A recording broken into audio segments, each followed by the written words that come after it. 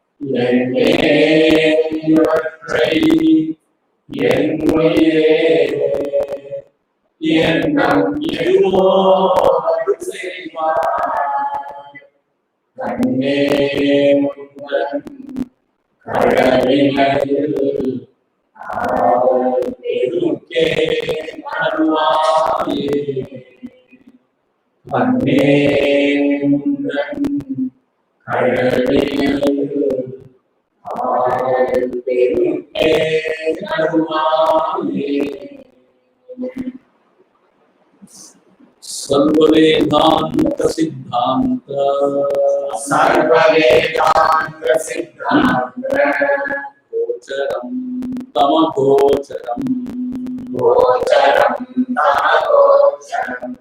गोविंदं परमानंदं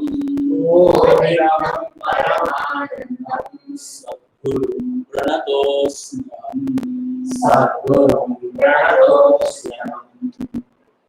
413 செய்தி. சாயேவ பும்ச பரிதృశ్యமானம்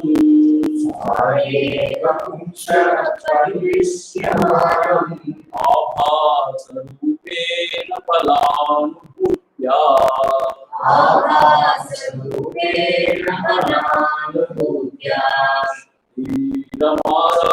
சவவன்னிரஸ்தம்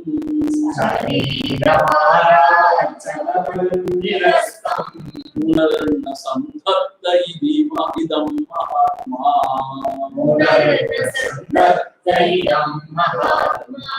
சதத விமல போதானந்த ரூபம் சமேத்ய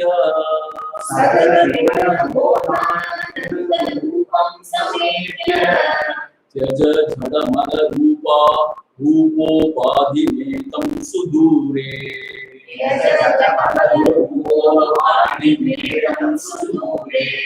अथ पुनरपि नैष स्मर्यता वान्तवस्तु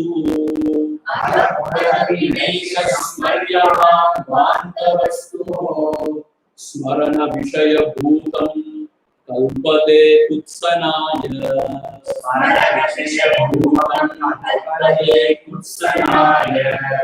समूलमेतत् परिदाह्यवत्नम्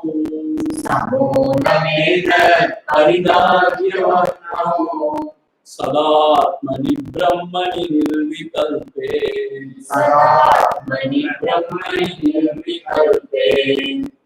तस्वयं नित्य विशुद्ध बोध आनंदात्मना तिष्ठति विद्वरिष्ठः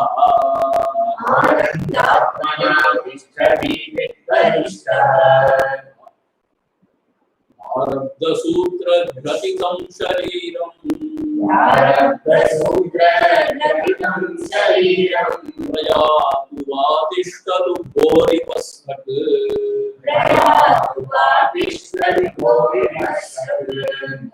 पुनः पश्यति तत्त्ववेत्ता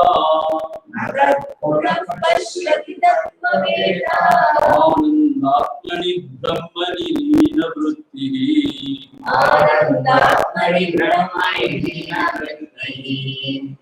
अखण्डानन्दमात्मानम् विज्ञाय स्वस्वरूपतः किमिच्छन्तस्य वा हेतोः देहं पुष्णाति तत्त्ववित् संसिद्धस्य फलं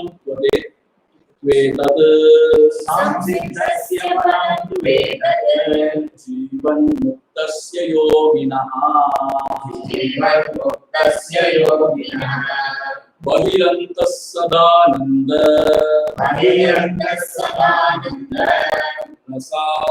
रसास्वादनमात्मनि वैराग्यस्य फलं बोधः बोधस्योपरति फलम्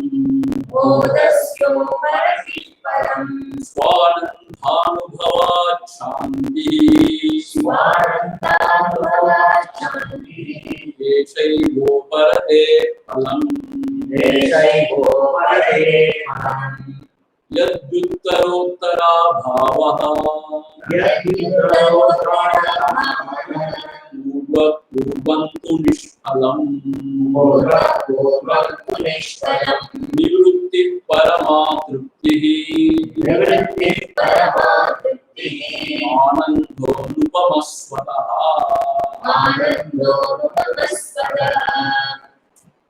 दृष्टदुःखेष्वनुद्वेगः विद्याया प्रस्तुतः फलम्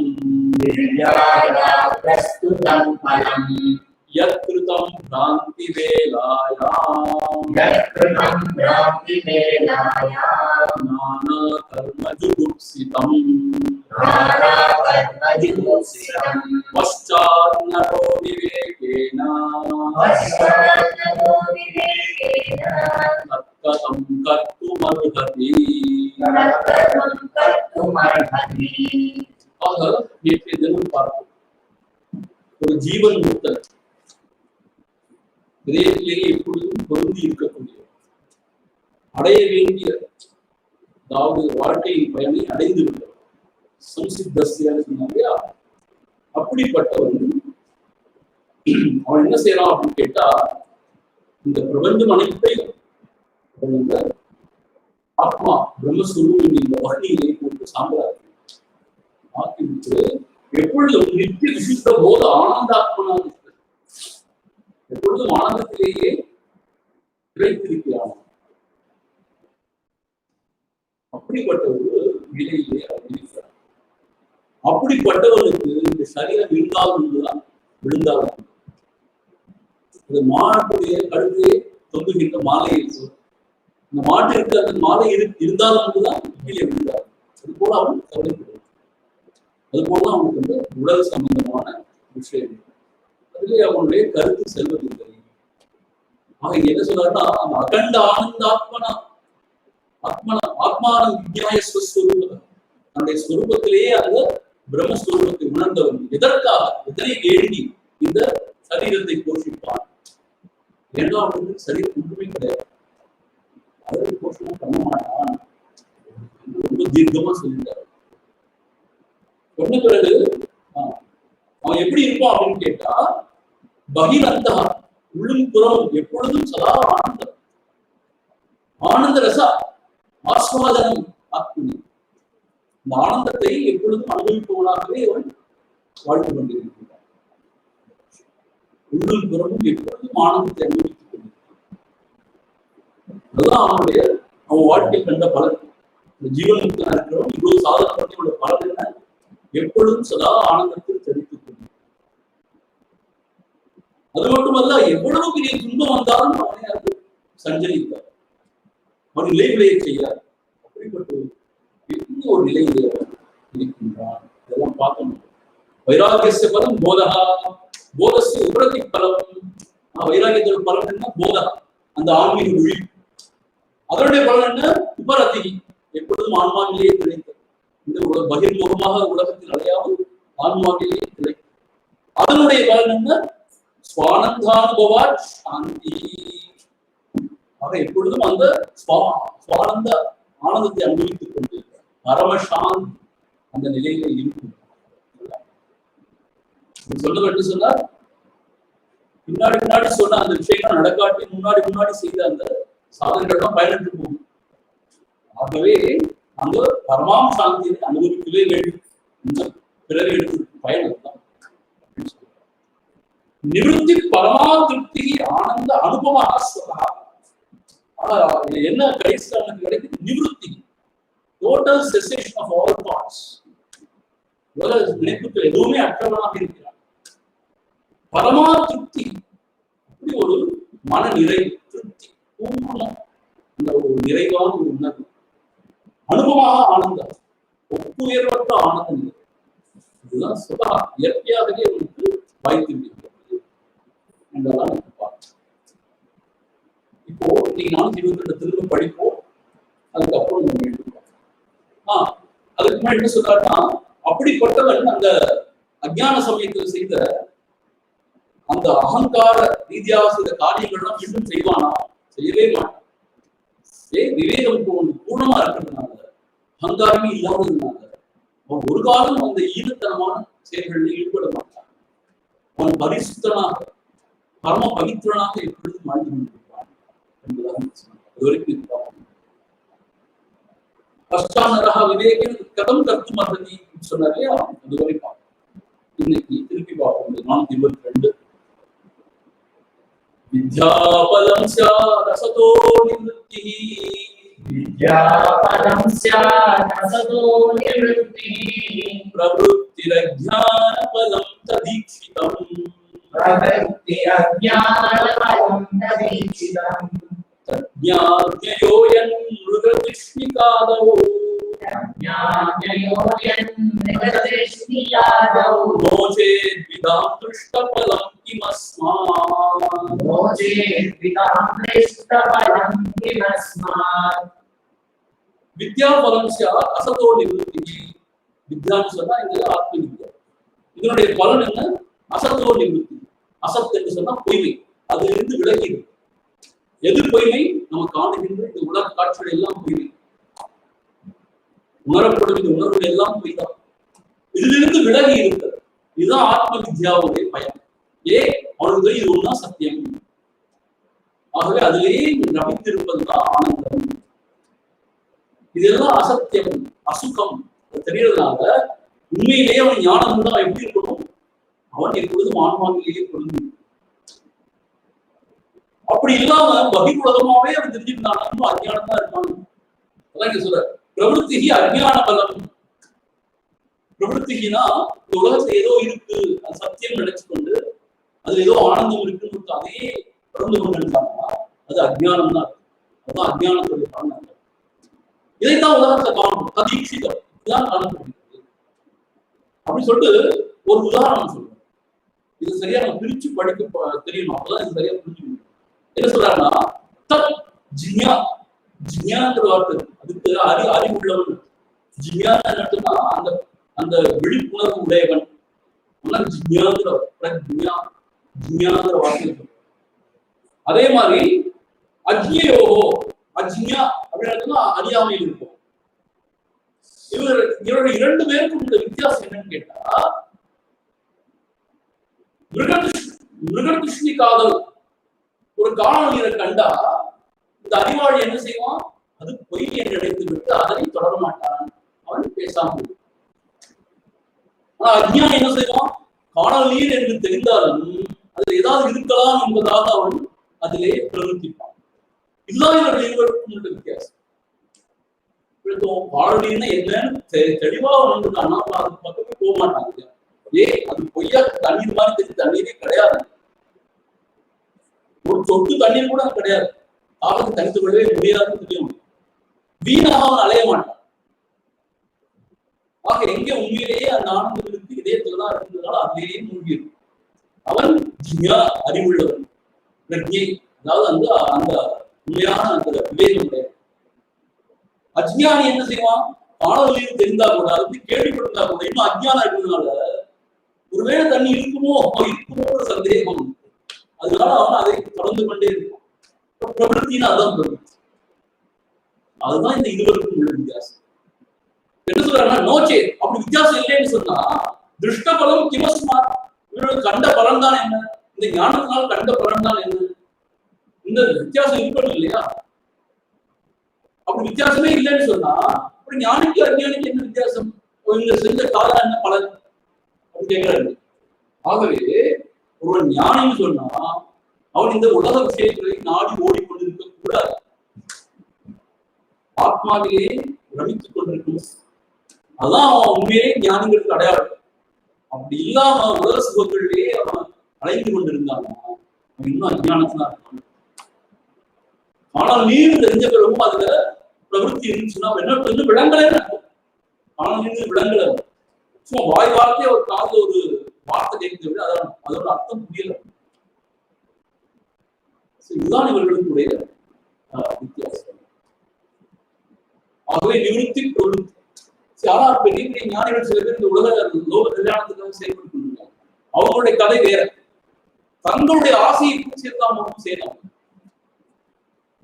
தங்களுக்கு குறை இருப்பது நிறைவடைய வேண்டும் என்பதற்காக காரியம் செய்யலாம். அவர்கள் வேறு ஒரு உன்னதமான ஒரு உயர்ந்த உணர்வுலேருந்து அவங்க வேலை செய்யறாங்க. நம்ம காஞ்சி மகாகவி வரக்கூடிய சுவாமி சின்ன அவர்களால் தவறா இருக்கக்கூடாது. இன்னும் பிரவருத்தி இருக்கே அஞ்ஞானிகளா? அப்படி கிடையாது. அவங்களுக்கு உள்ள வாசனா தோஷம் எல்லாம் கிடையாது. காமம் கர்மம்லாம் அவங்களுக்கு கிடையாது. அவங்க சத்திய சங்கல்பம் அப்படி அவங்க வேலை செய்து ஏதோ ஒரு முக கல்யாணம். ஆனா அதே போல பகவானை போல உள்ளவர்கள், சுகதேவரை போல உள்ளவர்கள்லாம் எப்பொழுதும் தனக்குள்ளேயே ரமித்துக் கொண்டிருப்பார். அப்படி இருக்காங்க. இவர் என்ன வேலையை செய்த லோகத்து மேல அக்கறையே இல்லையா? அப்படி கிடையாது. சும்மா இருக்கிறதே பெரிய கல்யாணம் தான். அபரிமிதமான ஆட்களும் அமைதியும் அந்த அருளும் அவர்களும் பெருகு. அதுவே பெரிய விசேஷம், இந்த உலகத்துக்கு பெரிய நன்மை. ஆனா இப்படி இல்லாம ஏதோ இந்த உலகத்துல ஆனந்தம் இருக்கு, தனக்கு அது வேண்டுற மாதிரி ஆசை வயப்பட்டு ஒரு உழண்டு கொண்டிருந்தாங்க. அவன் அஞ்ஞானம், ஞானம் இல்லை. அது மாத்திரம் இல்ல, கம்பேர் பண்ணிக்க யாருடையாவது தன்னை ஒப்பிட்டு கொண்டு இன்னும் அதை மாதிரி நான் வரணும், இதை மாதிரி வரணும், இன்னும் மேல போகணும், அப்படி போகணும், இப்படி போகணும்னு அஞ்ஞானம். சாதகர்களை கூட இப்ப சில பேருக்கு உண்டு. 3 மணி நேரம் தியானம் பண்ண உட்காந்து அவனால 1.5 மணி நேரம் தான் உட்கார முடியும். ஐயோ அவன் 3 மணி நேரம் உட்கார, நான் 1 மணி நேரம் உட்காடுறேன், என்ன செய்யுது? இன்னும் கொஞ்சம் உட்காரணும். கல்லு அப்படியே உட்கார்ந்தே இருக்கு இவ்வளவு வருஷமா. பாடம் இருக்கே இவ்வளவு வருஷமா அங்கேயே உட்கார்ந்து அது கிடையாது விஷயம். அஞ்ஞானம் என்னத்தோம் இன்னொருத்த இருக்கா நினைக்கிறது அஞ்ஞானம்.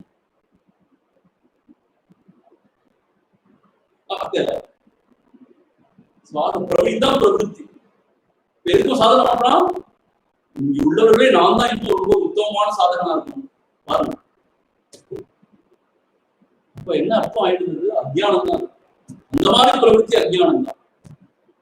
பரம்பொருள் உலகத்துக்காக அவன் உட்கார்ந்து அமைதியா இருக்கணும், அது வேற விஷயம். போட்டா போட்டி அப்படி ஒரு பிரவருத்தி இருந்தா அப்படிப்பட்ட சாதனம் கூட அஞ்ஞானம் தான் இருப்பாங்க. அடிக்கடி சொல்றது உண்டு இல்லையா, போட்டியே இங்க வேண்டாம். ஏன்னா யார் யார் எப்ப ஆரம்பிச்சாங்க, எங்க போற யாருக்குமே தெரியாது. அதோட இதெல்லாம் அஜ்ஞானம் தான், அகங்காரத்தோடைய விசேஷத்தை தான். சுவாமி பிரவருத்தின்னு சொன்னாரு, அது அஜ்ஞானம் தான். உலகம் தனக்காக வேண்டி தன்னுடைய காமனாக்களை பூர்த்தி செய்ய வேண்டி ஒருத்தர் உலகத்துக்கு உழன்றான்னா அது அஜ்ஞானம். அப்படி இல்லாம சொர்க்கத்திலே திளைத்தான். லோக கல்யாணத்துக்காக எந்த விதமான வாசனாதிகள் இல்லாத செயல்பட்டுக் கொண்டிருந்தாலும் அது ஞான லட்சணம் தான். உங்களுக்கு இங்க சொல்லியிருக்கு. இப்படி வித்தியாசம் இல்லாட்டி சொன்னா இந்த சாதனைகள் தான் இந்த பலன். கிமஸ்மாத் சொல்றது இல்லையா, கிமஸ்மாத் திருஷ்ட பலம். என்னதான் பிரயோஜனம் இப்படி எல்லாம் ஞான சாதனை பழக்கிறதுனால? ஆகவே கட்டாயம் இந்த வேறுபாடு இருக்குதா? அறிவுள்ளவனுக்கு அறிவில்லாத காணல் நீர்னு தெரிஞ்சாலும் என்ன செய்யணும், அது பக்கத்து போகக்கூடாது. காணல் நீர் தான் இருந்தாலும் சொல்ல முடியாது, இருக்கலாம் அப்படின்னு சொன்னா அவன் விஞ்ஞானி தான் இல்லையா? இந்த உலக விஷயங்கள் இருக்கு, அதுக்கு தனி இருப்பு கிடையாது, அது தானா உயிர முடியாது, அதுல ஆனந்தமும் கிடையாது. இந்த மூணு எதனுடைய லட்சணம்னா சொரூபத்தோட லட்சணம் தான், சச்சித் ஆனந்தம்.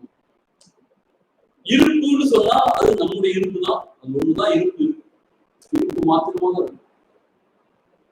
அறிவு ஜோதிஷாமித்த ஜோதி தமசப்பரமுச்சது, அப்படி ஸ்வயமா ஒழுகின்ற தன்மை ஸ்வரூபத்துக்கு தான். ஆனந்தம் ஸ்வரூபம் மாத்திரம்தான் ஆனந்த ஸ்வரூபம்.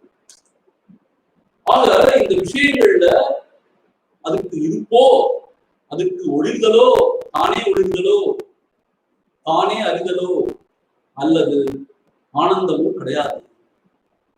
அது வெறும் சக்கை மாதிரி, ஒன்றும் கிடையாது. தோற்ற மாற்றம் திருப்பி சொல்றதுதான். ஏன் தோற்ற மாற்றம்? அதுக்கு தனி இருப்பு கிடையாது, அதனால அது தோற்ற மாற்றம். அந்த ஆன்ம ஒளி இல்லாட்டி அது இல்லை. ஆகவே எதை சார்ந்து இருக்கு? ஆன்மொழி சார்ந்தா இருக்கு. அதுக்கு தனியா ஒரு ஒளியோ இருப்போ இல்லை. அதே போல அது குணேஷ் வர்த்தந்தே, அதுக்கான குணம் இருக்கே இல்லையா, ஆனந்தம் ஒண்ணு இல்லாங்க. ஆனந்தம் எங்க இருக்குன்னு சொர்க்கத்துல இருக்கு. இது எந்த சந்தேகமும் இல்லாம உணர்ந்தோம்னு சொன்னா விவகாரங்கள்ல இந்த உலக விஷயங்கள்ல அநேகமா.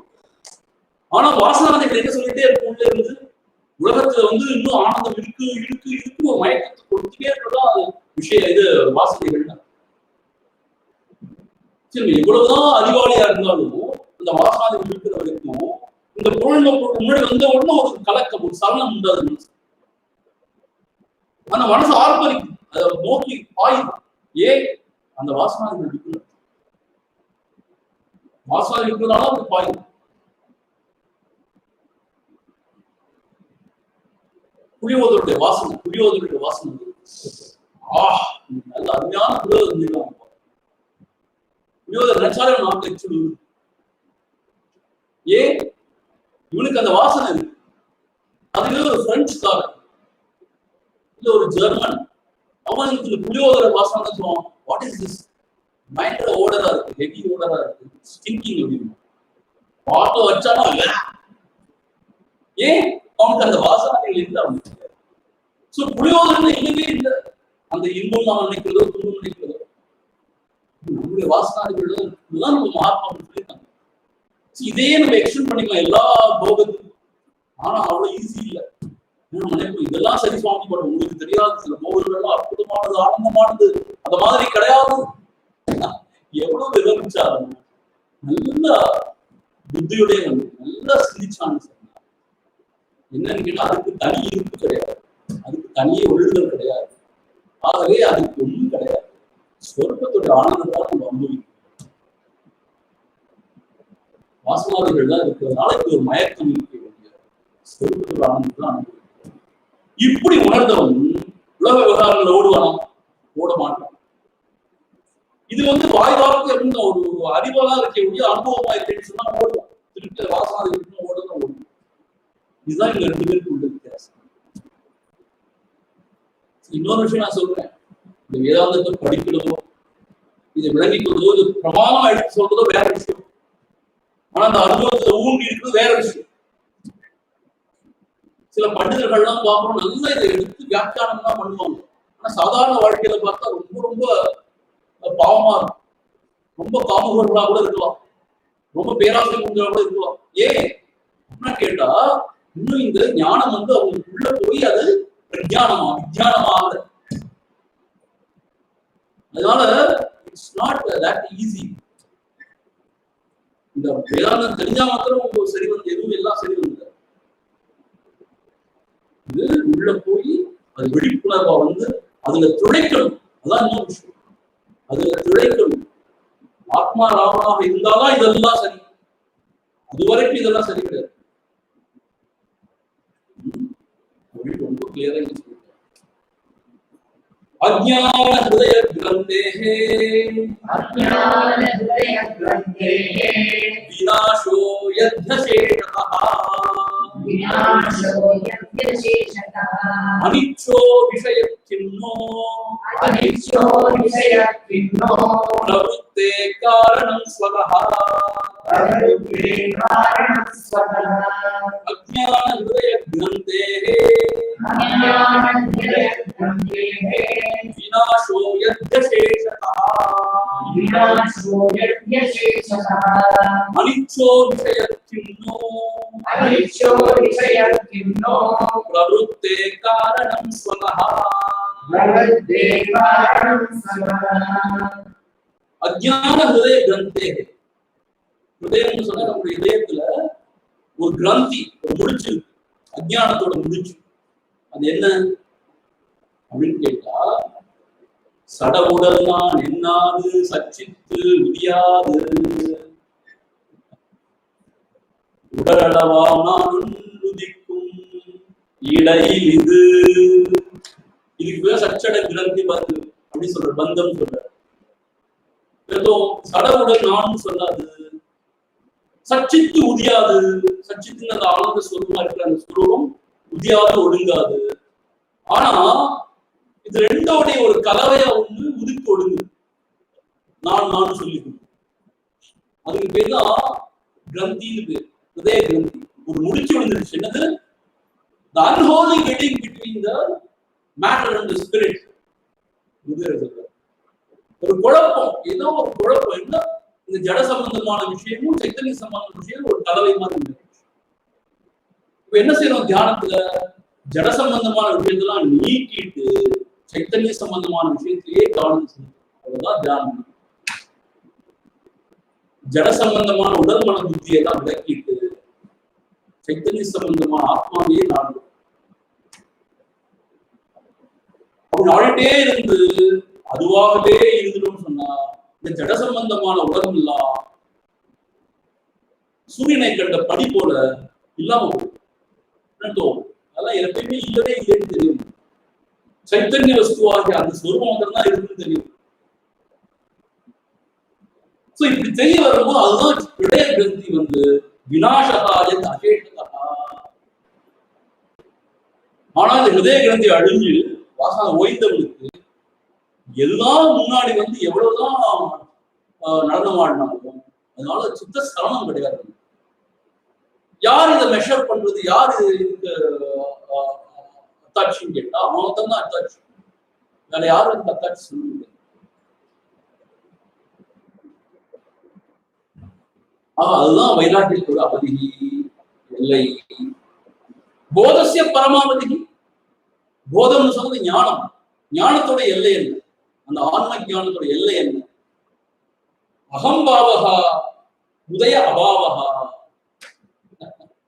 நான் என்கின்ற எண்ணம் எழாமல் எவன் இருக்கிறானோ அவன் பரமஜான். அதான் ஞானத்தோட எல்லை.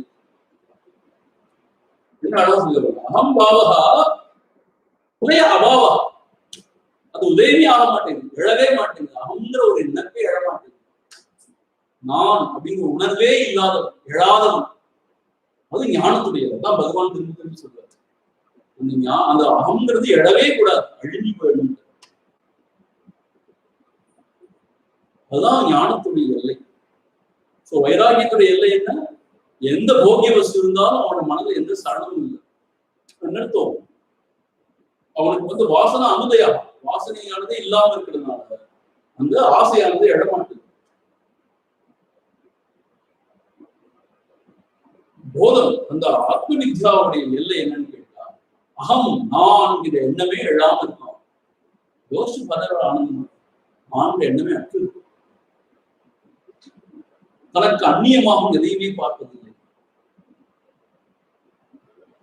எவனின் அந்நியம் சற்று நின்றான் அப்படின்னு பார்த்தோம். அந்நியம் சற்று நின்றான். தனக்கு அந்நியமாக எதுவுமே இல்லை என்பதால் அவனுக்கு நான் தனியா ஒரு உணர்வு எழகு.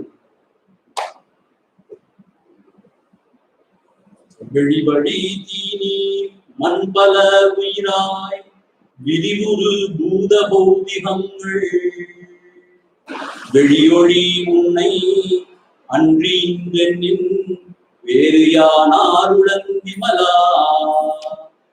வெளியதாய் உளத்து வேரற விளங்கின் வேரன வெளிவருவேனா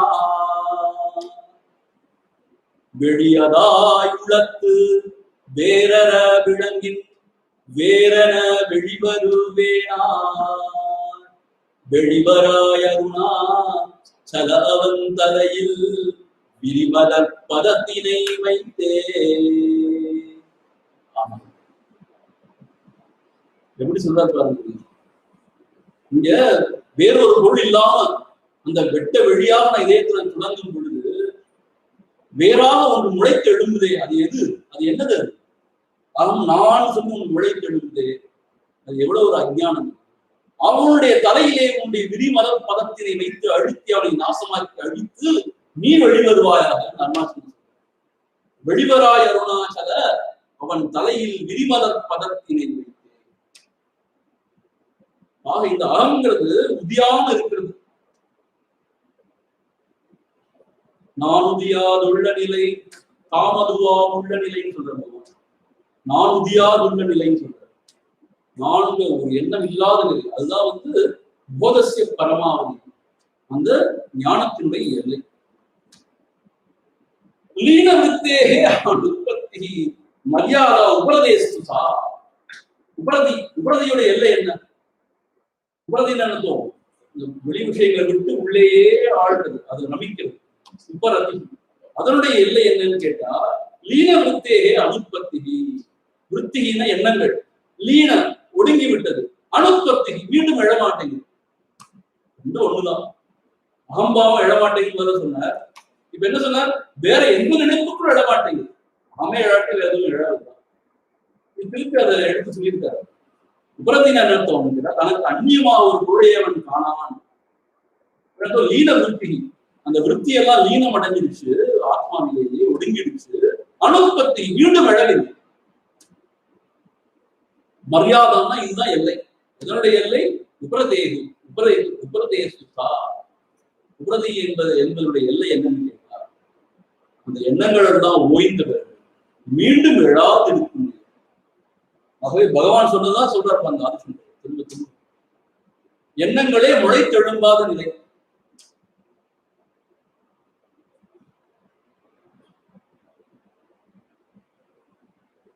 அதுதான் அந்த உபரதின்னு சொல்றதோ இல்லை ஞானம் சொல்றதோடைய எல்லை. உதித்த இடத்தில் ஒடுங்கி இருத்தல் அது கண்ணும் பக்தி முந்தி பெற, அது யோகம் ஞானம் முந்தி பெற. உதித்த இடத்தில் ஒடுங்கி இருத்தல், எண்ணங்கள் எழாத நிலை, அகம் முளைத்தெழாத நிலை. இதுதான் இந்த உபரதி அல்லது ஞானத்தினுடைய அவதி இல்லை, பரமாவதி. அதே போல புலன்பொருட்கள் இருந்தாலும் மனசிலே இந்த சஞ்சலம், அதற்கான இந்த ஒரு ஆசையும் எழாத நிலை தான் வைராகியத்தினுடைய. சோ இந்த மாதிரி விஷயங்கள்லாம் எங்கேயுமே கிடைக்காது. ரொம்ப திட்ட தெளிவா இங்க விவேக் சொன்ன பகவான் சங்கரர் எடுத்து விளக்கியிருக்கார். எத்தனை வயசு இதெல்லாம் எழுதுறார்? 16-17 வயசு எழுதுறாரு. இப்படிப்பட்ட ஒரு விஷயம். இதெல்லாம் சொன்ன பிறகு அடுத்து இப்படிப்பட்ட ஜீவன் முக்தன் எப்படி வாழ்வான்? அவனுடைய லட்சணம் என்ன? ஜீவன் முக்தஸ்ய லட்சணம், அவனுடைய லட்சணம் என்ன அப்படிங்கிறத இப்ப சொல்லப்படுது. ஜீவன் முக்தி லட்சணம் சொல்ல. இந்த மீட்டர் எப்பயுமே ரொம்ப அருமையான மீட்டர். எப்படி இருக்கு? அதாவது ரொம்ப இன்ஸ்பிரேஷனை he breaks loose. அப்படி பாருங்க.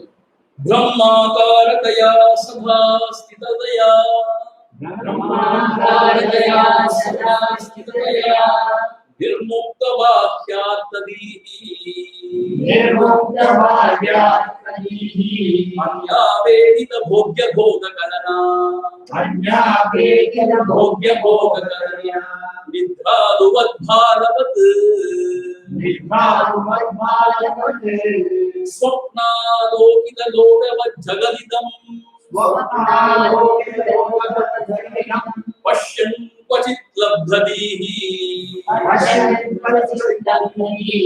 आस्ते कश्चिदनन्त पुण्यफलमुद्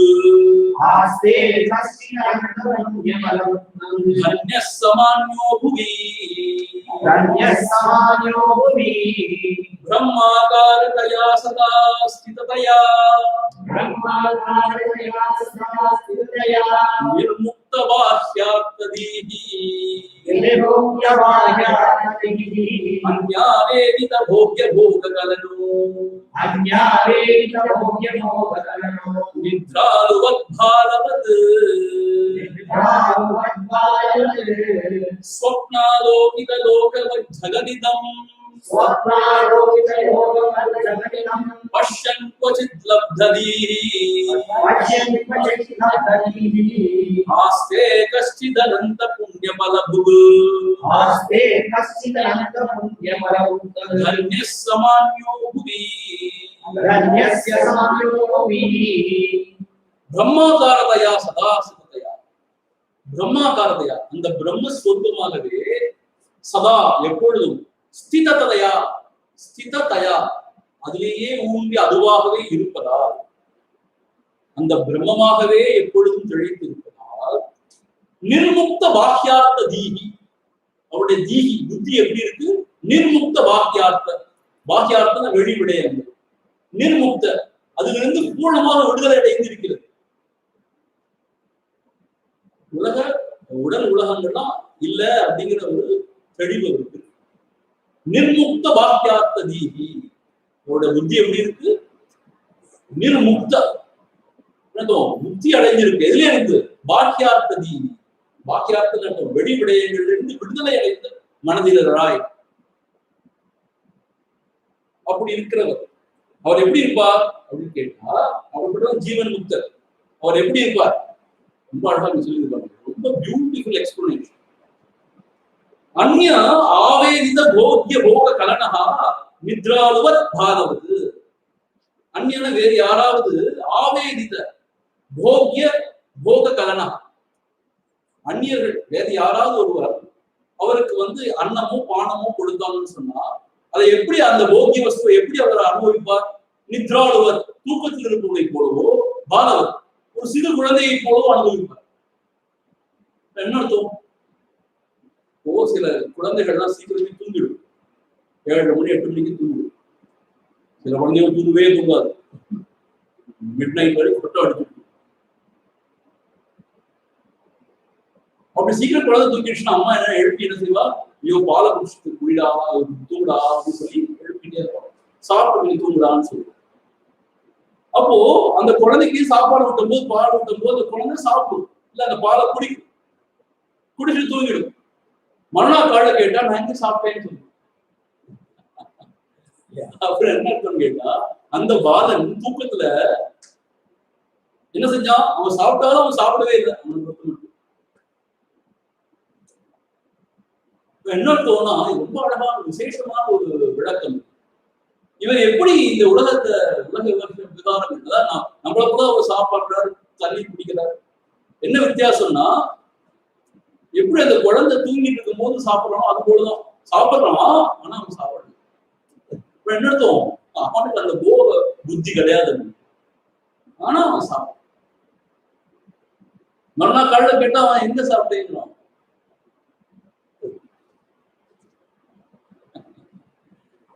உங்களுக்கு இந்த கதை தகவல் நினைக்கிறேன். ஒரு முறை இந்த கோபியர்கள்லாம் அந்த இவர் துர்வாசருக்கு உணவு கொடுக்கறதுக்காக வராங்க. இந்த ஒண்ணு பார்த்தா என்னடா அந்த யமுனை பயங்கரமா வெள்ள பெருக்கு ஓடிட்டு அவர் அந்த பக்கம் இருக்காரு. அவர் நேரத்துக்கு சாப்பாடு கொடுத்து கோவம் வந்துடுவார், சமைச்சிடுவார். என்ன செய்யறதுன்னு தெரியல உங்களுக்கு. என்ன செய்யலாம்னு யோசிக்கிறாங்க. கண்ணன் போய் கேட்கிறாங்க, கிருஷ்ணன் போய் கேட்கிறாங்க, கிருஷ்ணா என்ன செய்யுது, இப்படி ரொம்ப பயங்கரமா ஓடிட்டு இருக்கு, எப்படியாவது கொடுக்குறவங்க இல்லை, இந்த கோச்சு பாருங்க. கிருஷ்ணன் சொல்றான், இந்த உலகத்திலேயே சிறந்த உத்தமமான பிரம்மச்சாரி கிருஷ்ணன் தான், நீ விலகு யமுனுடைய சொல்லு, யமுனைட்ட சொல்லு, அதை விலகிடுவோம் அப்படின்னு. இவங்களுக்கு ஒரே ஆச்சரியம், கிருஷ்ணன் பிரம்மச்சாரியா அப்படின்னு. அவங்களுக்கு அவ்வளவு தெரியாது. ஆனா அப்படி சொல்றாங்க, கிருஷ்ணன் பிரம்மச்சாரியா இருந்தா இந்த யமுனை விலகி எங்களுக்கு வழிபட வேண்டும் சொன்னாங்க. யமுனை விலகி உங்களுக்கு ஆச்சரியம் தாழ முடியல. சரி சொல்லிட்டு துர்வாசனுக்கு சாப்பாடு கொடுக்குறாங்க. எல்லாவற்றையும் சாப்பிட்ட பிறகு திருப்பி போகணுமே, அவங்க கடந்து திருப்பி போகணுமே அவங்க வீட்டுக்கு. இப்ப என்ன செய்யறது, திருப்பி வெள்ள பெருக்கா இருக்கு. துர்வாசம் சொல்ற, இன்னைக்கு துர்வாசம் உபவாசம் இருந்தான்னு சொன்னா வழிவிடுன்னு சொல்லி வழிவிடு. இப்பதான் மூக்கு முடிக்க சாப்பிட்டாரு, எப்படி உபவாசம் இருக்காருன்னு சொன்னா அப்படின்னா அப்படிதான். அவர் மூக்கு முடிக்க சாப்பிடாம உபவாசம் தான் இருக்காரு. இது என்ன அநியாயம் சுவாமி, நீங்க சொன்னாங்க ஏத்துக்கிறதா கேட்டா, நித்ராதுவத் பாலவத், தூக்கத்தில் இருப்பவனோ அல்லது சிறு குழந்தையோ எப்படி இந்த உலகத்தை அனுபவிக்கிறதோ அப்படிதான் அனுபவிக்கிறான். அவனுக்கு சங்கல்ப விகல்பம் தான் கிடையவே கிடையாது. என்ன அழகான ஒரு விளக்கம். அப்படி அவன் இந்த உலகத்தை வேற யாராவது அந்நியர்கள் கொடுக்கிற அந்த அன்னபானத்தை அவனா விரும்பி கூட கேட்கிறது. அன்னபானத்தை எப்படி அனுபவிக்கிறான்னு கேட்டா, இந்த நித்ராளுவத், தூக்கத்தில் இருப்பவன் அனுபவிப்பது போலவோ, பாலவத், இந்த குழந்தை அனுபவிப்பது போலவோ அனுபவிக்கிறான். அது மாத்திரம் இல்ல, கொச்சித்து ஒரு சில சமயங்கள்ல அவனும் நம்மளை போல விவகாரம் பண்றானே, அது எப்படி பண்றான் அப்படின்னு கேட்டா, சொப்ன ஆலோகித லோகவ ஜெகதிதம் பட்சன். கனவு நம்ம உலகத்தை காணணும் இல்லையா, அது போல இந்த உலகத்தை காணலாம்.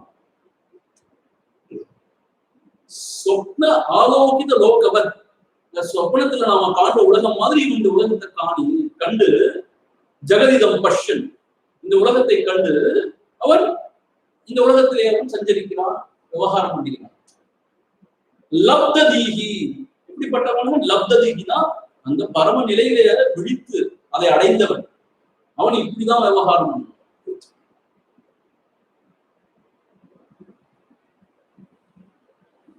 இது கனவுன்னு அவனுக்கு தெரியுது, தான்றது கனவுல ஒரு அங்கம்னு அவனுக்கு தெரியுது.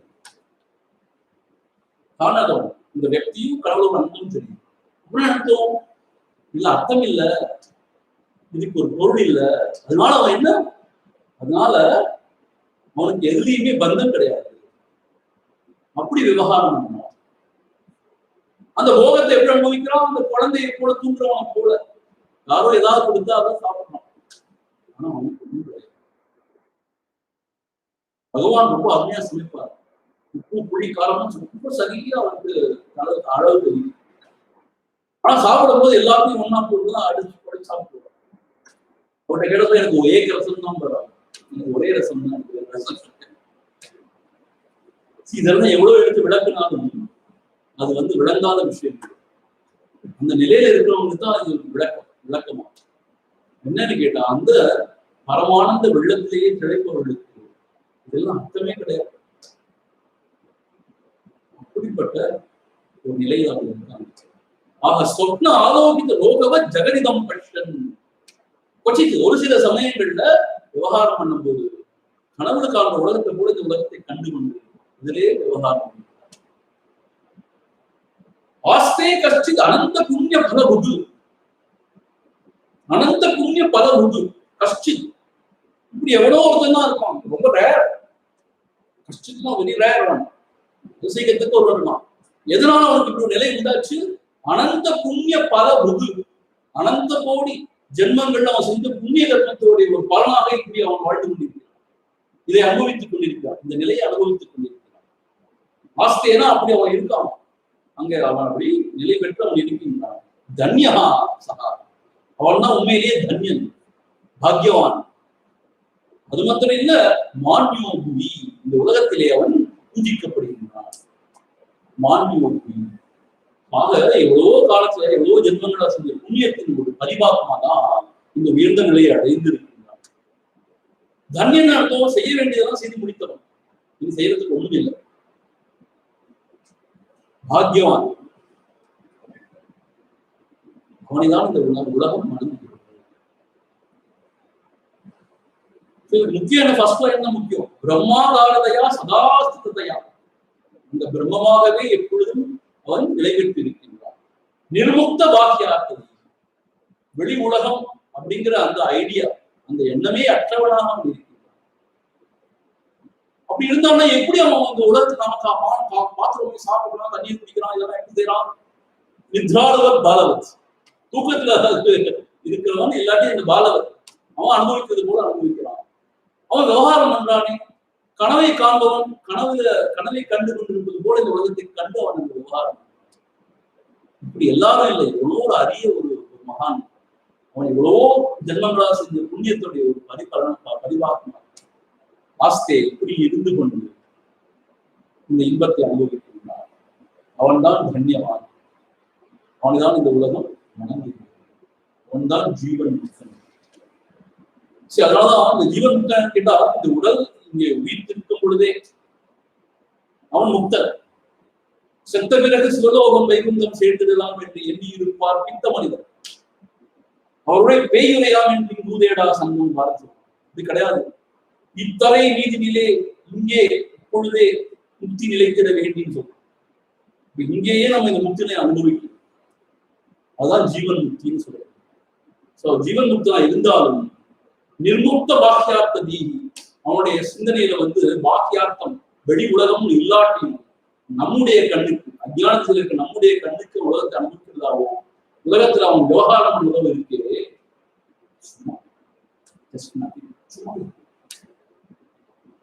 அவனுக்கு அதனால ஒண்ணும் கிடையாது, பந்தம் கிடையாது. நித்ராளவர் பாலம்.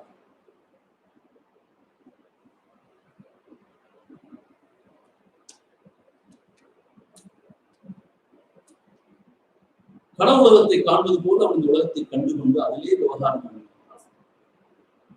அப்படிப்பட்டவன் மிகவும் தன்யன், மிகவும் பாக்கியவான். அவனைத்தான் இந்த உலகம் எல்லாம் நீதிக்கிறது. அப்படிப்பட்டவனை நம்ம வணங்கணும்னு சொன்னா அவன் பல ஜென்மமா செஞ்ச புண்ணியம் நமக்கு வந்துருவான். ஏன்னா அவனுக்கு ஒண்ணும் கிடையாது. அவனை நிந்திச்சவன் சொன்னா அவன் பல ஜென்மத்தை செஞ்ச பாவம் நமக்கு வந்துருவான் அப்படின்னு சொல்லி தத்துவம் போதும் படிச்சிருக்கீங்களா? தத்துவம் போதும் அதுல சொல்லப்படும்.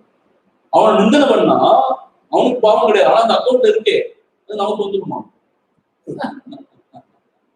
அவனை ரொம்ப கனம் பண்ணி அவன் வணங்கி வாழ்த்தணும்னு சொன்னா அவன் அக்கௌண்ட் இருக்குமே நமக்கு வந்துருமா அப்படின்னு தத்துவ சொல்லப்படும். அப்படிப்பட்டவன் தான் இந்த உலகம் வாழ்க்கை வணங்குகிறது. இவ்வளவு உயர்ந்த நிலையில இருக்கான். யோகரத்தோவா போகரத்தோவா சங்கரத்தோவா சங்கவிஹீன எஸ் பிரம்மணி ரமதே சித்தம் நந்ததி நந்ததி. பிரம்மத்தை கூட பற்றி அறிந்து விடலாமா? பிரம்ம ஞானிகளுக்கு அறியவே முடியாது. ஜீவன் முக்தனை பத்தி இன்னார் இப்படின்னு சொல்லவே முடியாது. அப்படி ஒரு உயர்ந்த நிலையில அவன். சிதப்பிரஜ்ஞோ யதிரயம் யஹா சதானந்தமஸ்னுதே பிரம்மண்யேவ விலீனாத்மா நிர்விகாரோ நிஷ்க்ரியः சிதப்பிரஜ்ஞோ யதிரயம் யஹா சதானந்தமஸ்னுதே பிரம்மண்யேவ விலீனாத்மா நிர்விகாரோ விநிஷ்க்ரியः. பிரம்மணியேவ விலீனாத்மா, அந்த பிரம்மத்திலேயே விலீனாத்மா ஒடுங்கிய மனதினாய். இங்க ஆத்மாங்கிறதுக்கு மனதுங்கிற பொருள் இப்போ விலீனாத்மானா ஒடுங்கிய மனதினாய். நிர்விகாரா விநிஷ்க்ரியா. நிர்விகாரகனா சுகம் வந்தாலும் சரி துக்கம் வந்தாலும் சரி அவனுக்கு எந்த விகாரமும் கிடையாது, எந்த ஒரு மாற்றமும் கிடையாது. இருமைகள், இந்த இருமைகள்ல சமமா இருக்கான். நிர்விகாரா நிஷ்கிரியா, அவனுக்கு எந்த கர்மமும் கிடையாது. வாசனாதிகள்லாம் கிடையாது, ஆசைகள்லாம் கிடையாது, அதனால அவனுக்கு கர்மம் கிடையாது. அப்படி இருக்கிற யஹா யதிஹி அயம் சதானந்தம் அஸ்ருதே, எப்பொழுதும் ஆனந்தத்தையே அனுபவித்துக் கொண்டிருக்கிறான் இல்லையா, அப்படிப்பட்டவனைதான் சில பிரஜ்ஞா. அவனைதான் சிதப்பிரஜா என்று சிதப்பிரஜன் என்று சொல்கின்றோம். யஹா யதிஹி, யதிஹின்னு அர்த்தம் இப்படிப்பட்ட யதி, துறவி, எல்லாவற்றையும் துறந்தவன், அப்படிப்பட்டவனைத்தான் சிதப்பிரஜன் என்று நாம் சொல்கிறோம். சிதப்பிரஜன் சொல்லிட்டு இந்த 2வது அத்தியாயத்துல வந்து பகவத்கீதை சிதப்பிரஜ லட்சணத்தை சொல்றாரு. சிதப்பிரஜனை யாருன்னு கேட்டா இப்படிப்பட்டவன், அவனுடைய மனம் பிரம்மத்திலேயே ஒடுங்கிவிட்டது. 2வது சுகதுக்கங்கள்லாம் வரும் பொழுது அவனுடைய மனதில் எந்த சஞ்சலமும் ஏற்படுது, எந்த விகாரமும் இல்லாமல் இருக்கான். அவன் ஏதாவது அடைய வேண்டும் என்று எந்த ஒரு முயற்சியும் மற்றவனாய் நிஷ்கிரியாக இருக்கின்றான். எப்பொழுதும் ஆனந்த பாவை பரிசுத்தி வந்தான், இதயத்திலே எழுகின்ற அந்த ஆத்மானந்தத்திலேயே வைத்து சுகித்துக் கொண்டிருக்கிறான். இப்படிப்பட்டவனைத்தான் சிதப்பிரஜன், இப்படிப்பட்ட யதி அர்த்தம் பரம பவித்திரன், இப்படிப்பட்டவனைத்தான் நாம சிதப்பிரஜன் என்று சொல்றோம். அப்படி சொன்னவர் அடுத்த சிதப்பிரஜன் என்ன அர்த்தம் இன்னும் நல்ல ஒரு அருமையான டெஃபினிஷன் கொடுக்கிறார்.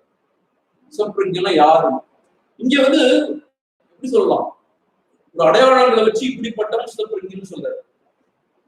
அடுத்த செயல் என்ன சொல்ற கேட்டா அதோட டெஃபினிஷன் என்னங்கிறது ரொம்ப நுணுக்கமா சொல்லப்படும். நுணுக்கமா அடுத்த செயல் சொல்லப்படும்.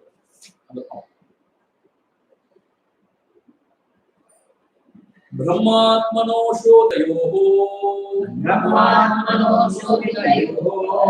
ஏகபாவாவகாஹினி निर्विकल्पा च चिन्मात्रा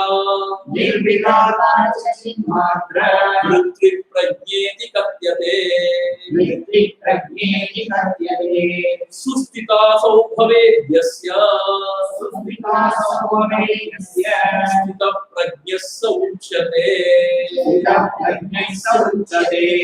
ब्रह्मात्मनो शोधितयोः एकभावावगाहिनी निर्विकल्पा च चिन्मात्रा वृत्तिप्रज्ञेति कथ्यते सुस्थितो सौभवेद्यस्य स्थितप्रज्ञस्य उच्यते பிரக்ஞா இதி கத்தியதே. பிரக்ஞை என்று சொல்லப்படுகிறது. எது பிரக்ஞை என்று சொல்லப்படுகிறது? பிரக்ஞா அப்படின்னு வார்த்தை, அது அந்த வார்த்தைக்கு என்ன பொருள் அப்படின்னு கேட்டா ரொம்ப அழகா விளக்கம் சொல்லியிருக்காரு. அந்த வார்த்தைக்கு என்ன பொருள்? பிரஜானம் பிரம்மா அப்படின்னு ஒரு மகா வாக்கியம் இருக்கு இல்லையா? அந்த பிரக்ஞா அப்படிங்கிறதுக்கு என்ன அர்த்தம், என்ன பொருள் அப்படின்னு கேட்டா அதுவுமே ஒரு விருத்தி தாங்கிற மாதிரி சொல்றாரு. விருத்தின்னு என்னதுன்னா அதுவுமே ஒரு மனதோட இயல்பு அப்படின்னு வச்சுக்கலாம். விருத்தினா ஒரு மனதோட போக்கு இயல்பு வச்சுக்கலாம். அது எப்படி இருக்கு அந்த மனசு போன்னு கேட்டா பிரம்மாத்மனோகோ சோந்தயோகோ ஏக பாவாவகாஹி. சோதித்தம்னு என்ன அர்த்தம்னா தூய்மை அடைந்த மனது. எதனால தூய்மை அடைஞ்சிருக்குன்னு கேட்டா இந்த மகா வாக்கிய உபதேசத்தை செல்படுத்தி சிரவணம் பண்ணி அதை மனனம் அதை திரும்ப திரும்ப சிந்திக்கிறதுனால இந்த ஆத்மா இந்த பிரம்மம் இது ரெண்டும் ஒன்றுதான். பாருங்க, பிரம்மாத்மனோகோ ஏக பாவாவகாஹி, அதாவது திரும்ப திரும்ப சிந்தனை பண்றதுனால சிரவண மனனம் பண்றதுனால குருநாதர் சொன்னது உபதேசத்தை செல்மடுத்து மனம் அதை சிந்திக்கிறதுனால எவனுடைய மனம் தூய்மை அடையும். சோதித்தகம் தூய்மை அடையும். தூய்மை அடைந்தது லட்சணம் என்ன? இவன் இந்த ஆன்மாவை வந்து தனி முதலா நினைக்கிறது இல்லை, அது பிரம்மஸ்வரூபமே நினைக்கிறான். என்னத்தோம் இந்த உடல் சம்பந்தமானது கிடையாது, உடம்பு மனதுக்கு அப்பாற்பட்டது, எல்லாமே அதற்குள் ஒடுக்கம் அப்படிங்கிற ஒரு உணர்வு இருக்கு. அப்படி எவனுக்கு அந்த உணர்வு இருக்கோ நிர்விகல்பாச்ச சின்மாத்ரா புத்திகி. சின்மாத்ரா அர்த்தம், நிர்விகல்பா அர்த்தம் கற்பனைகள்லாம் அடங்கி சின்மயமா இருக்கு அவனுடைய புத்தி, அவனுடைய மனம். பார்த்தோம் இந்த எண்ணங்களுடைய இடையூறு எல்லாம் இல்லாம விழிப்பு நிலையில மட்டும் இருக்கான். அந்த விழிப்பு நிலையில எப்படி இருக்கான் அவன்? இந்த ஆன்மாதான் பிரம்மம், இதற்கு அந்நியமா ஒன்றும் இல்லை, இதற்கு அந்நியம் நினைக்கிறதுலாம் கற்பனை அப்படிங்கிறதா இருக்கு. அதுதான் பிரஜைன்னு சொல்லுவாங்க. பிரஜைனா என்ன அப்படின்னு கேட்டா, எவனுடைய மனதிலே குருநாதர் சொன்ன உபதேசங்களை செவிமடுத்து சிந்தித்ததன் பயனாக ஆன்மா நம்ம சொல்றோமே, இதற்கு அந்நியமா ஒன்றும் கிடையாது. பிரம்மம் இந்த உலகத்துக்கு பின்னாடி இருக்கிற பிரம்மமும் இந்த உடல் மனது உள்ள இருக்கிற ஆன்மாவும் ஒன்றேதான். எப்படி இது ஒன்று சொல்றோம்? ஏன்னு கேட்டா, இந்த உடல் மனதை தாண்டி போனோம்னா அந்த ஒரே உணர்வு தான் இருக்கு அப்படிங்கிற ஒரு விழிப்புணர்வோடு அதிலே இருக்கிறனால எண்ணத்தோட கற்பனைகளோட இடையவே இல்லை. தனக்கு அந்நியமா ஒரு உலகம் இருக்கு அப்படிங்கிற கற்பனையே இல்லை. சின் மாத்திரமா அந்த அறிவே சொர்வமா இருக்கான் இல்லையா, அது பேர் தான் பிரக்ஞா. பிரக்ஞா இது கத்தியதே. சுஸ்திதா அசௌ பவேத்யஸ்ய. எவனுடைய சித்தமானது அதிலேயே நிலை பெற்றிருக்கிறதோ, அந்த பிரக்ஞையிலேயே நிலை பெற்றிருக்கிறதோ, சகாஸ்த பிரக்ஞா உச்சதே, அவன் சித பிரக்ஞை சொல்லப்படுகிறான். சோ பிரக்ஞாங்கிறது முதல் டெபினிஷன் சொல்லிட்டு, சித பிரக்ஞனை யாரு? அந்த பிரக்ஞையிலேயே ஊன்றி இருப்பவன். சுஸ்திதா அசௌ பவேத், அதிலேயே ஊன்றி இருப்பவன். சுஸ்திதா நன்றாக அதிலேயே ஊன்றி திளைத்து இருப்பவன். அப்படிப்பட்டவனுடைய அந்த பிரஜையை தான் அப்படிப்பட்டவனை தான் சிவப்பிரஜன் என்று சொல்றாங்க.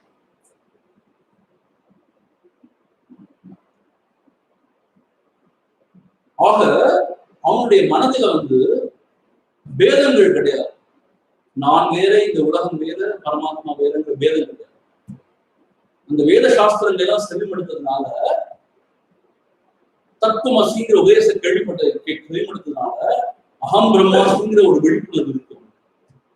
அகம் பிரம்மாஸ்மத்துவம் இந்த ஆன்மாதான் கடைசியில் பிரம்மம். ஆனா உடல் மனதோடு இருக்கும் பொழுதுதான் இது ஜீவாத்மான்னு சொல்லும் ஒழிய, இதை கடந்த நிலையிலேயே அதுதான் பிரம்மஸ்வரூபம் ஒழிய அதுக்கு அந்நியமா ஒன்றும் கிடையாது. நிர்விகல்பானதும். ஆக இந்த கற்பனையால் ஏற்பட்ட குழப்பம் அதெல்லாம் நீங்கியவனாக பிரஜான், அதாவது சும்மாத்திராவே அந்த அறிவு மாத்திரமாக இருக்கிறான். அதுதான் பிரஜான. அந்த நிலையிலேயே மூழ்கி இருக்கிறான்.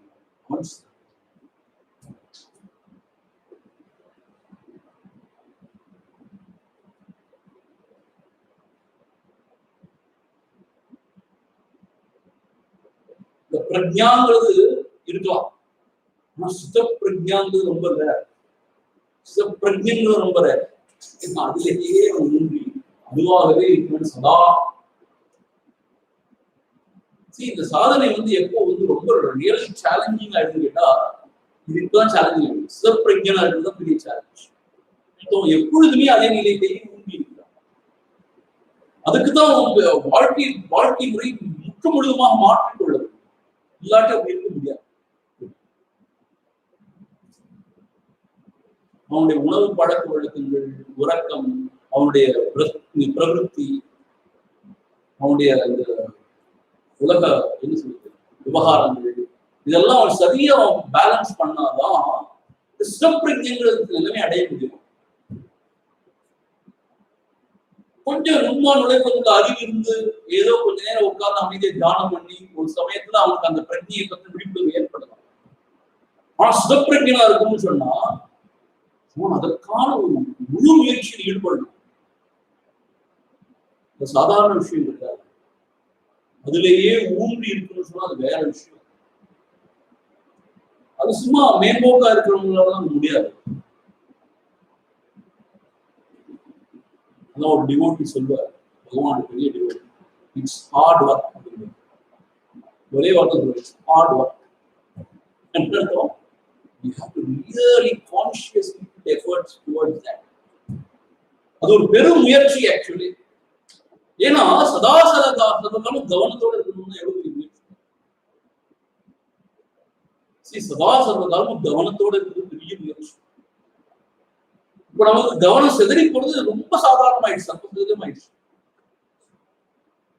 சதா சர்வகாலமும் கவனத்தோட இருக்கிறது பெரிய விஷயம். That is why it becomes full-time job, not a part-time job.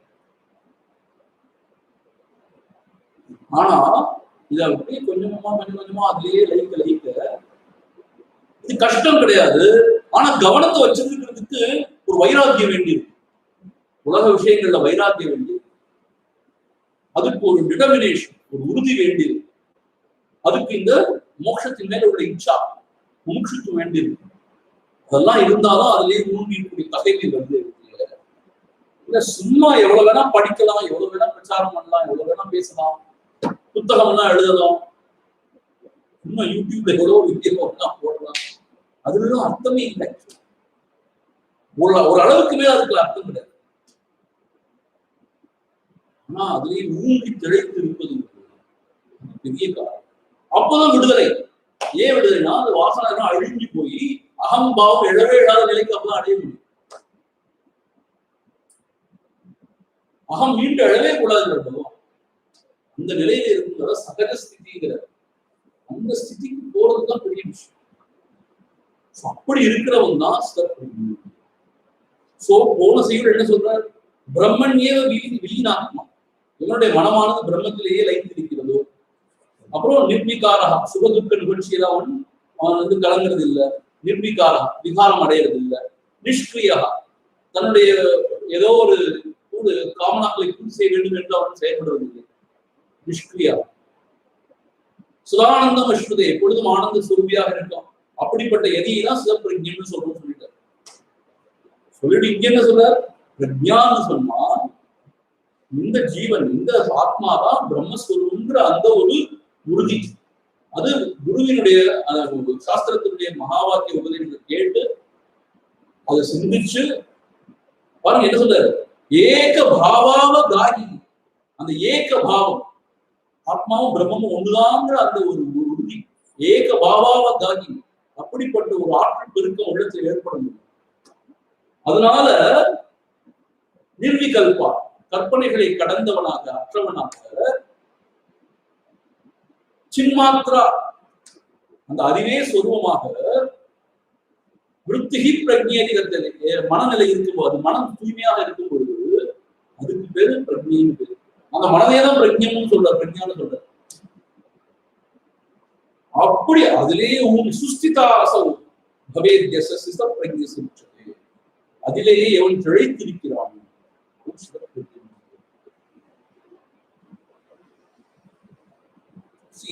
மனம் வந்து பகிர்முகப்பட்டு விஷயங்கள் அடையும் போது அதுக்கு பேர் மனம்னு சொல்றோம்.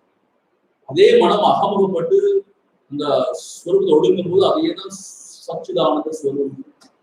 இது ரெண்டு வெவ்வேறு விஷயம் கிடையாது. பகிர்முகப்பட்ட அதுக்கு மனம்னு பேர், அகமுகப்பட்ட ஆன்மான்னு பேர், பிரஜ்ஞான்னு பேர் சொல்லலாம். பிரஜ்ஞான்னு சொல்லலாம். அதுலயே ஊன்றீடு கத்துக்கணும்னா அப்ப உலகத்தை அலையக்கூடாது என்னது? அது மேல வைராக்கியம் வேணும். வைராக்கியம் எப்ப ஏற்படும்? விவேகத்தினால ஏற்படும். என்னது விவேகம்? இதெல்லாம் அசத். அசத் மாத்திரம் இல்ல, அனாத்மா. அது மாத்திரம் இல்ல, அசுகம், அனித்தியம். இதெல்லாம் மனசுல எப்படி இருந்துட்டே இருக்கும். அப்பதான் இந்த உலகத்துல வைராக்கியம் ஏற்பட்டாதான் நம்ம ஆத்மாவை ஊங்கி இருக்கு. ஆக அந்த விவேக வைராக்கியம் இருந்தாதான் நம்ம இந்த பிரஜைங்கிற அந்த நிலைக்கு அடைந்து அதிலேயே பிரஜா இருக்கும். மேலோட்டமா சும்மா இந்த மாதிரி சாஸ்திரங்களை படிச்சுட்டு வியாக்கியானம் பண்ணிட்டு இருந்தோம்னா மேலோட்டமா இருக்க வேண்டும். ஆனா அதுக்கு உறுதியோட வந்து சாதனைகள்ல பண்ண வேண்டும். சாதனை தான் கவனத்தை வைக்கிறது தான் சாதனை. சாவதானிக்கானாம் சாதனாக, சாவதானம் அர்த்தம் to be alert, to be attentive. அதுதான் சாதனை. To be attentive always.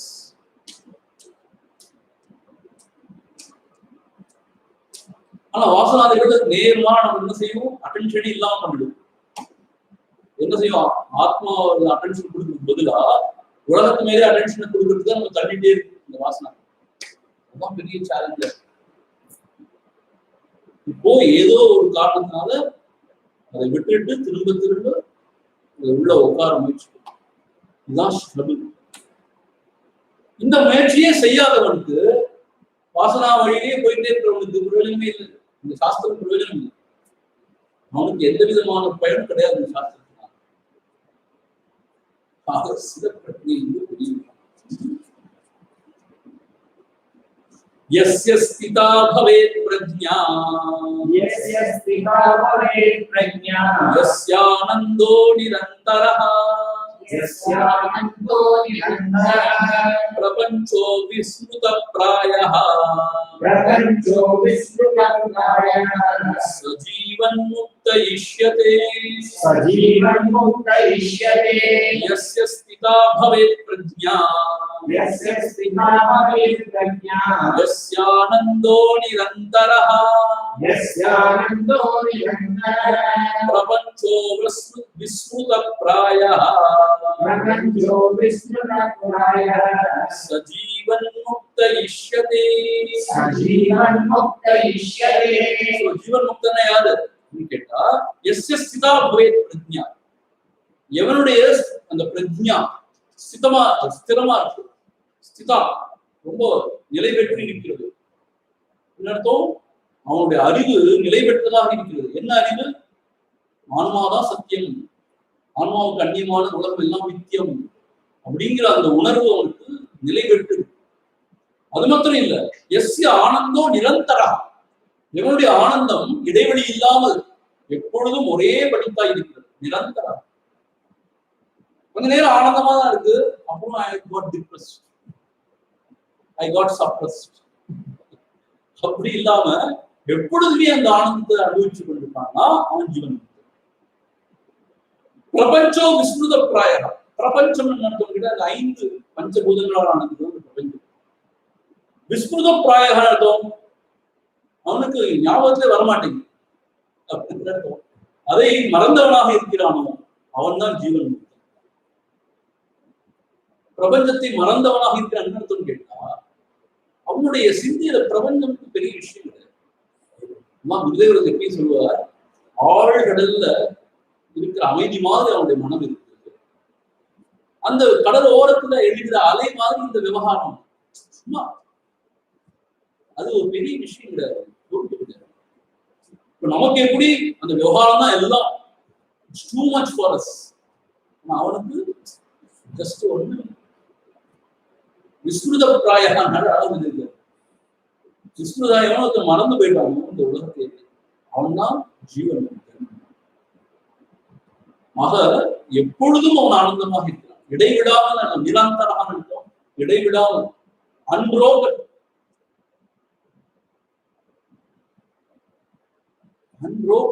Bliss. இந்த மாதிரி ஒரு ஆனந்தம் அனுபவிச்சுட்டு இருக்காங்க. அது மட்டும் எப்பொழுதும் அந்த அறிவு உறுதியா இருக்கும். நமக்கு சில சமயம் ரொம்ப சத்துவமா இருக்கும்போது இந்த அறிவு இருக்கு, ஓரளவுக்கு அறிவு இருக்கு, ஆனா பிரக்ஞான்னு சொல்ல முடியாது. ஆனா ரஜஸ் தமஸ் வந்துதான் எல்லாம் போயிடுச்சு, காத்துல பறந்து போயிடுச்சு. ஆனா இவனுக்கு எக்காலத்துக்கு எப்பொழுதும் அந்த ஸ்திரமான அந்த பிரக்ஞை.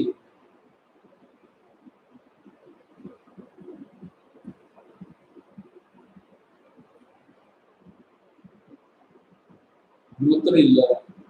பிரபஞ்சோ விஸ்மிருத பிராயம். இவனுக்கு இந்த பிரபஞ்சமானது ஒரு கனவு போல அர்த்தமற்றதாக இருக்குது. அது மட்டும் இல்ல, அப்படியே விஸ்மிருத பிராயம் என்ன போட்டுன்னா மறக்கப்பட்டது போல அப்படின்றதும் போட்டுருக்கீங்க. ஆக்சுவலா இந்த விளக்கம் விஸ்மிருதானதான். இவனுக்கு ஜஸ்ட் ஒரு மெமரியா இருக்கு, பெரிய விஷயம். அந்த மாதிரி சொல்லலாம். அப்படிப்பட்டவனை ஜீவன் முக்தன் என்று சொல்லலாம். சொன்னவர் 429 எக்ஸாக்ட் டெபினிஷன். இது பகவானுடைய ஆத்ம விசார அந்த சிந்தனையோட ஒத்து இருக்கு. இன்ஃபேக்ட் இதுதான் பகவான் சொல்லியிருந்தாரு நான் சொல்லுவேன். பகவான் ஐ மீன் மனோகர். இங்க பாருங்க, லீன தீரபி ஜாகர்த்தி ஜாக்ரத் தர்ம விவர்ஜிதः बोधो निर्वासनो यस्य सजीवन्मुक्त इष्यते लीनधीरपि जागर्ति जाग्रद्धर्म विवर्जितः बोधो निर्वासनो यस्य बोधो निर्वासनो यस्य सजीवन मुक्त ईश्वरे सजीवन मुक्त ईश्वरे लीन दीहि अपि दीहि न बुद्धि तो எண்ணங்கள் எழுந்துகிட்டே இருக்கு லீன தீகினா அந்த எண்ணங்கள்லாம் ஒடுங்கிடுச்சு லீன தீகி அப்பி எண்ணங்கள்லாம் ஒடுங்கி இருந்தாலும் ஜாகிரதி விழித்துக் கொண்டிருக்கிறான் நம்முடைய இப்போ ஸ்திதி எப்படி எய்த எண்ணங்களும் அழுந்துகிட்டு இருக்கும் முடிச்சுட்டு இருக்கோம் எண்ணங்கள்லாம் ஒடுங்கிடுச்சுன்னா தூங்கி போயிடும் இல்லையா எண்ணங்கள் எழும்பிக்கொண்டே இருந்துச்சுன்னா ஆர்ப்பரித்துக் கொண்டே இருந்துச்சுன்னா தான் நம்ம ஜாகிரதி எழுதும் இந்த விழிப்பு நிலையில இருக்கோம்னு அர்த்தம் எண்ணங்கள்லாம் ஓய்ந்துச்சுன்னா நம்ம நல்ல நிதிரைக்கு போயிடும் அதனாலதான் அந்த ஜபம் பண்ணும்போது நித்திரை அவ்வளவு வருது ஒட்டுப்படுத்த முடியாம வருது ஒட்டாவியா வந்து ஜபம் பண்ணுவோம் பார்த்து ஏன்னு கேட்டா அவங்க இதுவரைக்கும் மனசை ஒருநிலைப்படுத்த முயற்சித்தே கிடையாது ஏகப்பட்ட எண்ணங்கள்லயே திரிஞ்சு கொண்டே இருந்தவர்கள் ஒரே எண்ணத்துல வயசுல மைண்ட் கெட் போர்டு தொட்டாவியா வரும் அப்படி ஜபமும் பண்ணாம நீ ஆத்ம விசாரம் பண்ணுறது சொன்னா அவன் நல்லா ஆனந்தமா தூங்கிடுவான் என்ன அர்த்தம் எந்த ஆலம்பனமும் கொடுக்காம நீ சும்மா இருந்து சொன்னா அவன் நல்லா தூங்கிடுவான் ஏன் நம்ம அப்படிதான் பழகிட்டு இருக்கோம் மனசு லீனதீகி அப்படி இவனுக்கு எப்படி இருக்கு எண்ணங்கள்லாம் ஓய்ந்த நிலையில இருந்தாலும் ஜாகிரதி நல்ல விழிப்போட இருக்கான் இந்த விழிப்பு அப்படிங்கிறதுதான் அந்த பிரஜானத்துடைய முக்கியமான அடையாளம்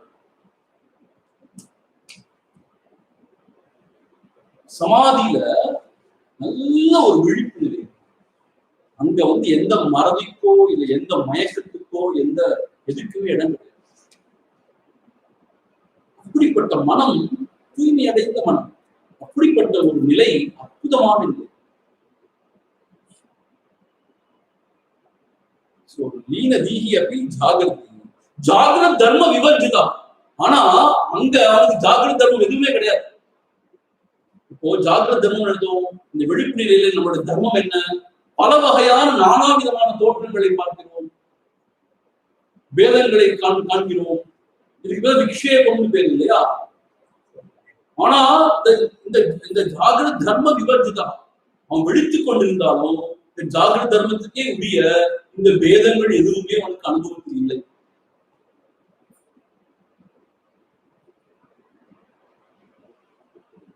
அதாவது பகவான் தான் சொல்ற எப்பொழுது ஆழ்ந்த நித்திரைங்கிற நிலைய இந்த விழிப்பு நிலையில கொண்டு வந்துட்டியோ அதான் சமாதி நிலை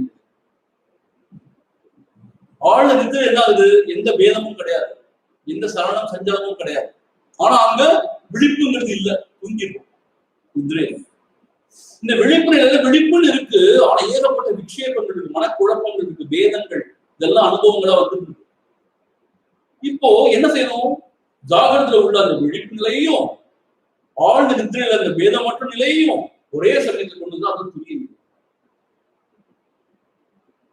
அது எப்படி சுவாமி புரியும் அதுதான் சமாதி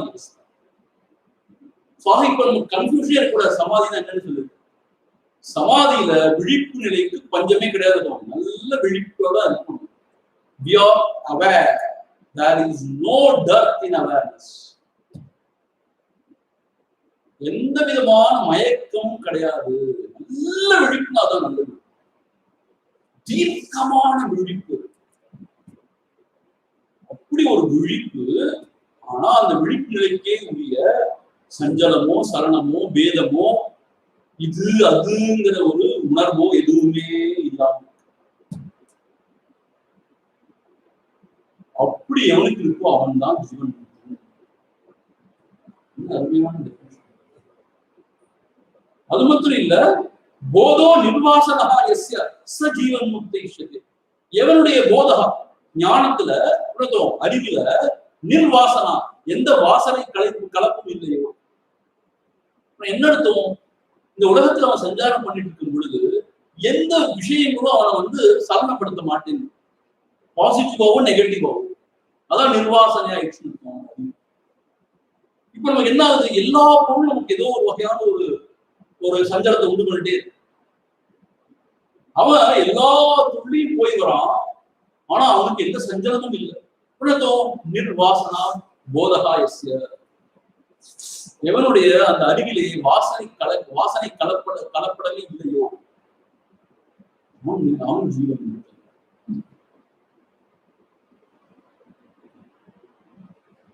இதெல்லாம் யோசிச்சு பார்க்கும்போது இதெல்லாம் வந்து சாத்தியமா? இதெல்லாம் சும்மா ஒரு கதை போல இருக்கே, சினிமா பாக்குற மாதிரி இருக்கே, இதெல்லாம் சாத்தியமானு நினைக்கிறேன். இதெல்லாம் சாத்தியம் எப்ப சாத்தியம்னு கேட்டா, அந்த ஆன்மஸ்வரூபத்தை நிலை பெற்றிருக்கோம். இதெல்லாம் அதுவா நடக்கும். இப்ப பகவான் இதெல்லாம் படிச்சு போய் உடனே சாதனை பண்ணி அந்த ஆன்மை அடையல. அவர் ஆன்ம விழிப்புணர்வு பெற்ற பிறகு அதுலயே எப்படியோ கிடைக்க ஒரு புத்தி வந்து அப்படியே இருந்தது. அப்புறம் இதெல்லாம் படிச்சு பார்த்தா தன்னுடைய தன்னிலை விளக்கமான தானே. ஆகவே போதோ நிர்வாசனா சக ஜீவன், எவனுடைய அருகிலே எந்த வாசனாதி கலப்படமே இல்லை, வாசனாதி தோஷமே இல்லை, அப்படிப்பட்டது ஜீவன். இதை விட அற்புதமான ஒரு விளக்கத்தை கொடுக்கவே முடியாது. எவனுடைய எண்ணங்கள்லாம் ஒடுங்கி இருக்கு, ஆனா தூங்கி போயிடல, நல்லா விழிச்சுட்டு. அவன் விழிச்சுட்டு இருந்தாலும் விழிப்பு நிலையில உள்ள எந்த தர்மமும் அவனுக்கு கிடையாது, எந்த விக்ஷேபமும் அவனுக்கு கிடையாது, எந்த விதமான பேத திருஷ்டியும் அவனுக்கு கிடையாது. இப்படி இருக்கு அவனுடைய உணர்வு நிலை. அந்த உணர்வு நிலைக்கு துரியம்னு பேரு. அதே போல அவனுக்கு உலகத்தை சஞ்சரிச்சு கொண்டிருந்தான். அவனுக்கு அறிவு இருக்கு, இந்த உலகத்தை பத்தின அறிவு. ஆனா அந்த அறிவை கலக்கக்கூடிய வாசனா தோஷம் எதுவுமே இல்லை.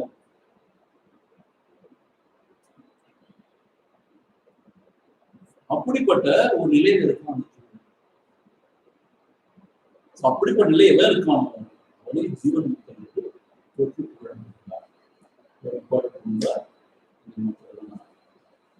ஓம் பூர்ணமத பூர்ணமிதம் பூர்ணாத் பூர்ணமுதச்யதே பூர்ணஸ்ய பூர்ணமாதாய பூர்ணமேவாவசிஷ்யதே.